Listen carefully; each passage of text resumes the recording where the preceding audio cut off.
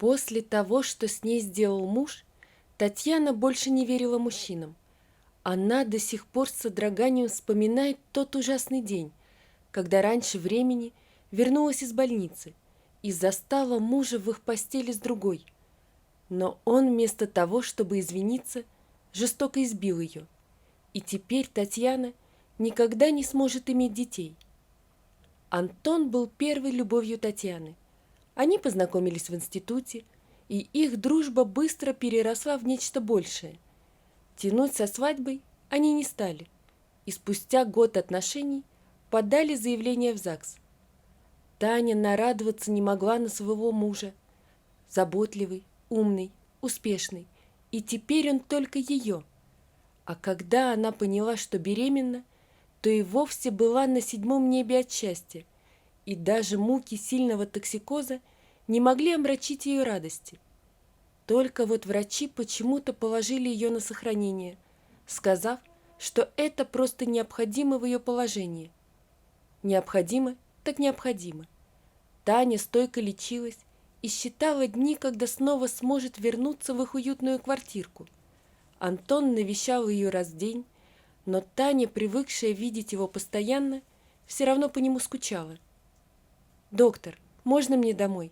Обещаю, я буду выполнять все предписания. Все равно у меня остались только таблетки». «Хорошо, только тяжелое не поднимать и избегать стрессовых ситуаций». «Да, и на работу пока ни-ни». «Хорошо, в пятницу жду вас на прием, а потом решим, что с вами делать». Татьяна была на седьмом небе от счастья. Еще немного, и она увидит своего Антошку. То-то он обрадуется. Хоть бы его не было дома, тогда она смогла бы приготовить к его приходу сюрприз, например, романтический ужин. Но сюрприз ждал ее саму. Она открыла дверь своим ключом и пошла на звуки, доносящиеся из их спальни. Потом были крики, скандал. Незнакомка быстро оделась и ретировалась. А вот Антон жестоко избил Таню и оставил ее извиваться на полу от боли. Ребенка, естественно, она потеряла. Потом был суд. Антона посадили, но от этого Тане не стало легче. Вердикт врачей был неутешителен, и счастье материнства для Татьяны стало несбыточной мечтой. Татьяна вышла из студии местного телеканала и прямиком направилась в кафе. Ее лучшая подруга Светлана уже больше часа названивала для того, чтобы сообщить ей что-то важное. Наверное, как всегда, будет хвастаться очередными любовными победами, которые Татьяне и не снились. Да и когда ей знакомиться, если уже несколько лет ее график четко расписан по часам, и ее основной маршрут – это работа, дом, работа. «Наконец-то ты пришла. Я уже тебя больше получаса жду». «Извини, дорогая, на работе завал. Что-то случилось?» «Случилось. Помнишь Пашку?» «Это который строительной фирмой владеет?» «Нет, строительной фирмой владеет Валера, а Пашка работает в фитнес-центре». «Понятно. И что случилось с Пашей?» «Ничего с ним не случилось. Он меня бросил. Представляешь? Меня!» Татьяна от удивления вскинула брови. Это было впервые, когда ее подругу бросали. Обычно красавица Светлана сама отшивала навязчивых поклонников, когда видела, что они недостаточно хороши для нее. «Как это? Может, ты что-то сказала не то? Или сделала не так?» «Представляешь, он мне заявляет, что на днях видел меня с Игорем в ресторане». «А Игорь это кто?» «Таня, ты вообще меня слушаешь, когда я тебе что-нибудь рассказываю? Игорь работает в банке». «Извини, просто день выдался ужасный. Я очень устала, вот и путаю всех».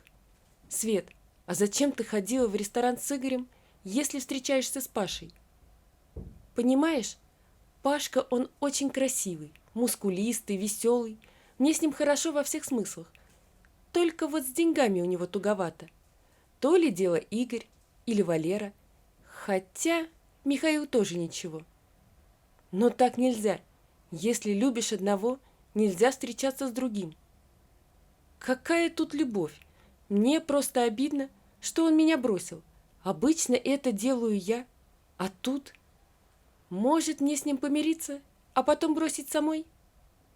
Света, перестань. Ты прямо как ребенок. Определись уже наконец. Кого ты любишь? Что для тебя важнее? Деньги или чувства? Я хочу все сразу, но мне попадаются какие-то недомужики. Деньги есть? Фигура отстой. Фигура идеальная.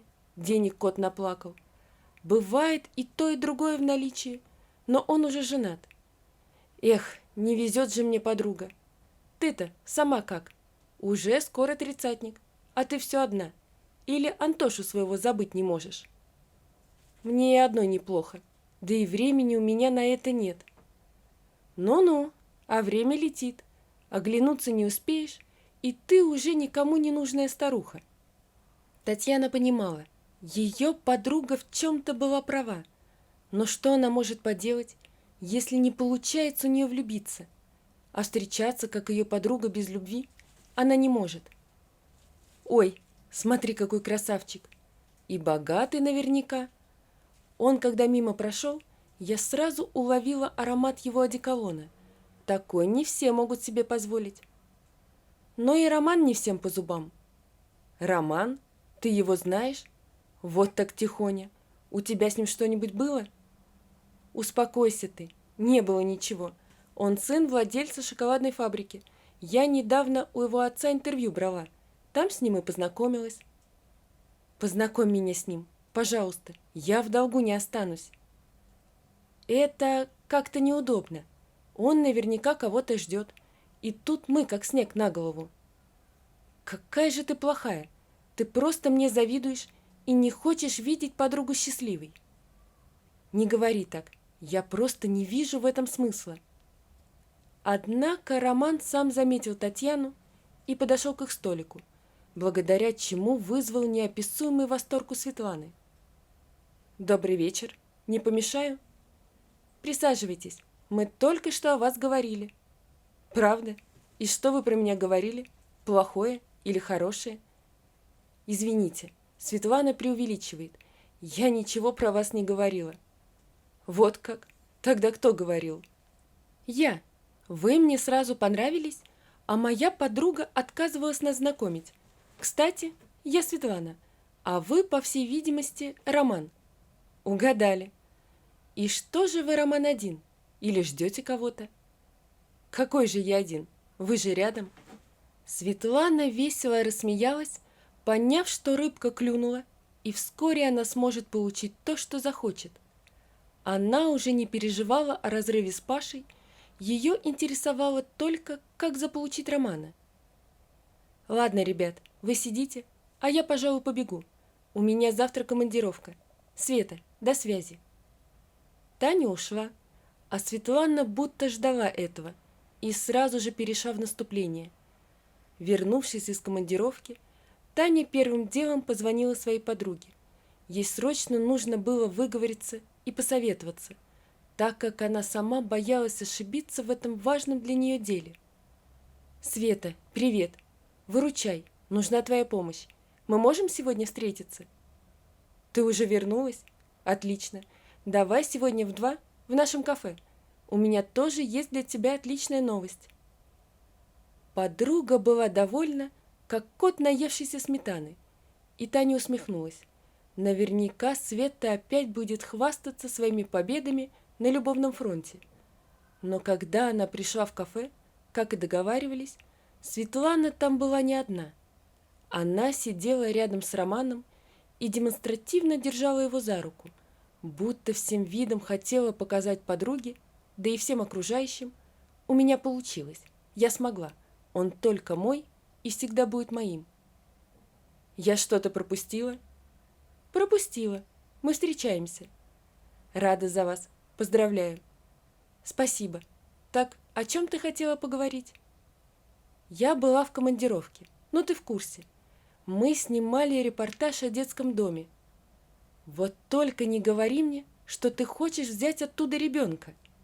Я и не думала, но там была девочка. Она подбежала ко мне, обняла меня и так жалобно, чуть не плача: «Мама, Ты меня заберешь? И ты растаяла. И эти дети на все пойдут, чтобы их только взяли оттуда. А потом они начинают качать права, воровать и, как что не так, сбегать из дома. Нет, я тебе не советую. Таня, вы такая молодая, вы еще сами сможете родить. Не смогу. У нас Танька пустоцвет, это не лечится. Не переживай, я рожу, дам тебе понянчиться. Но Таня уже не слушала подругу. Она в слезах выбежала из кафе и прямиком направилась домой. Работать не хотелось. Голова почти не соображала, а в ушах звенело обидное слово «пустоцвет». Да, она такая, но только она совсем в этом не виновата. Она смогла бы родить здорового ребеночка, и ни одного, если бы не тот инцидент. Теперь же единственным решением ее наболевшей проблемы было только усыновление. Таня уже 2 месяца бегала по всевозможным инстанциям, собирала документы, делала ремонт в своей и без того уютной квартире, купила мебель в детскую. Она надеялась, что в скором времени сможет забрать ту маленькую девочку, которую видела в детском доме. Но и пусть у нее нет одной ручки, это не страшно. Главное, они будут вместе, и Таня сможет дать ей ту нерастраченную материнскую любовь, что в ней была в избытке. В комиссии были удивлены, когда узнали, кого хочет удочерить Татьяна. Вроде молодая и успешная женщина, а хочет взять ребенка-инвалида. А вдруг она передумает и снова вернет девочку? Тогда что? Это же такой стресс для ребенка. С ней уже такое один раз было. Весь детдом помнит, как Варю однажды удочерили, даже заказали ей протез. А потом снова вернули девочку в детский дом, но уже без протеза, заявив, что протез стоит денег, и они лучше его продадут, так как деньги самим нужнее. На вопрос, почему они решили вернуть ребенка, женщина без зазрения совести ответила, она забеременела, и они больше не нуждаются в чужом ребенке. Варя долго переживала, и ее даже пришлось показывать психологу. Поэтому теперь и администрация детского дома, и органы опеки не знали, что делать в сложившейся ситуации. С одной стороны, девочке будет лучше в семье, а с другой, а вдруг с ней опять наиграются и бросят, как тогда, год назад это сделали предыдущие родители. Татьяна торопилась в детский дом. Сегодня все должно было решиться. Однако услышанное повергло ее в шок. «Извините, нам еще нужно время подумать. Да и вообще, мы надеялись передать девочку в полную семью, а вы, как оказалось, не замужем. А это имеет значение? Я слышала, что сейчас усыновляют и удочеряют детей не только супружеские пары. Да, но Варя сложный ребенок. Она через многое прошла, и мы не можем рисковать. Нам еще нужно время подумать. Мы вам перезвоним». Перезвонят. Они перезвонят. Твердила, словно наизусть выученные слова Таня, а из ее глаз тихо капали слезы. Даже здесь ей не повезло, и ей не позволили удочерить девочку. Но что во мне не так? Почему Бог испытывает меня на прочность? Что я сделала не так? На все эти вопросы у Тани просто не было ответов. «Тань, привет, я замуж выхожу, 15-го. Поздравляю. Ты не рада, что ли?» «Рада. Просто на меня столько проблем навалилось». «Представляешь, Роман такой легковерный оказался. Я ему сказала: «Милый, я беременна, но ты не переживай, я сделаю аборт». А он такой: «Что ты, как можно, я не позволю». А потом сделал мне предложение. «Ты и правда беременна? Поздравляю. Желаю выносить ребеночка и родить его здоровеньким». «Да перестань ты, не беременная я. Это просто такой ход был, чтобы женить его на себе». «А если он узнает?» «Не узнает, я придумаю что-нибудь». «Смотри, подруга, ложь еще никогда до хорошего не доводила. Ну и пессимистка же ты. У меня все получится. Вот увидишь. Таня и не сомневалась, что у ее подруги все получится. У Светланы была акулья хватка, и если она что-то решит, то не успокоится, пока не добьется своего. Таня же была совершенно другой. Она была более спокойной, покладистой. Она не любила врать даже ради собственной выгоды. Такие вот они были разные.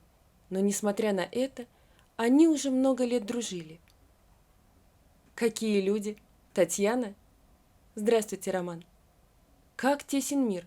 У вас опять командировка? Нет, я недавно вернулась. Ездила в Канны на фестиваль. Я вышла в отпуск и решила снова попытать счастье в детском доме, а мне опять отказали в удочерении. Видите ли, оказывается, я не замужем. Ой, извините, я же забыла вас поздравить. Как прошла ваша свадьба? Света, наверное, злится, что я не была на свадьбе. Я как-нибудь зайду к вам. Свадьбы не было. Вы поссорились? Или Света что-нибудь учудила? Вы слышали о ее беременности? Да, но... Понимаете, я не могу иметь детей, а Света завралась, и я решил пойти ва-банк, посмотреть, насколько далеко она пойдет. Я сделал ей предложение, начал мнимую подготовку к свадьбе. А вы жестоки. Я просто не люблю, когда мне врут. Вы не переживайте так. Света уже не одна. Она вас сама скоро с ним познакомит. И правда, в скором времени Тане позвонила Светлана и похвасталась, что встретила мужчину своей мечты, и они вместе летят отдыхать на Бали. Таня даже не стала спрашивать о Романе, да и зачем? Она и так все знала. А недавно ей позвонили из детского дома и разрешили забрать девочку. Что же вы сразу не сказали, что вы невеста Романа Жукова? Невеста? Здравствуй, дорогая. Вот пришел посмотреть на нашу дочку. Она прекрасна, как ты и говорила. Но я... Вы можете забрать девочку прямо сегодня, а мы подготовим все документы и вам позвоним. Таня была на 7-м небе от счастья. Ей разрешили забрать Варю. Но вот Роман... Зачем вы солгали, что я ваша невеста? Я просто решил вам помочь. Помню, как Света однажды говорила, что материнство – это ваша несбыточная мечта. А мечты – на то они мечты, чтобы должны сбываться. Спасибо, но врать нехорошо. Да и вы прекрасно это знаете. Я и не врал. Раз мы с вами пустоцветы, как говорила ваша подруга, может, попробуем? Вдруг у нас получится. И у них получилось. Роман и Таня поженились. В скором времени у Вари появился братик, а потом еще сестренка. Роман и Таня души не чают в своих приемных детях. Наконец-то Таня познала радость материнства. По утрам она готовит всем вкусный завтрак, потом разводит детей в школу и детский сад, а по вечерам, напевая веселую песенку, готовит вкусный ужин на свою большую семью. По ночам они с Романом по очереди читают детям сказки перед сном. Глядя на свою подругу, которая до сих пор не определилась и находится в поиске идеала, Таня понимает, что ее несбыточные мечты сбылись. Она мать, она жена, она по-настоящему счастлива. А мечты и правда имеют свойство сбываться, если очень захотеть. Сбываются даже те, которые мы называем несбыточными. Вот такая история, друзья. Напишите, пожалуйста, что вы думаете об этой истории. Не забудьте подписаться на канал и поставить лайк. Всего вам доброго. До свидания.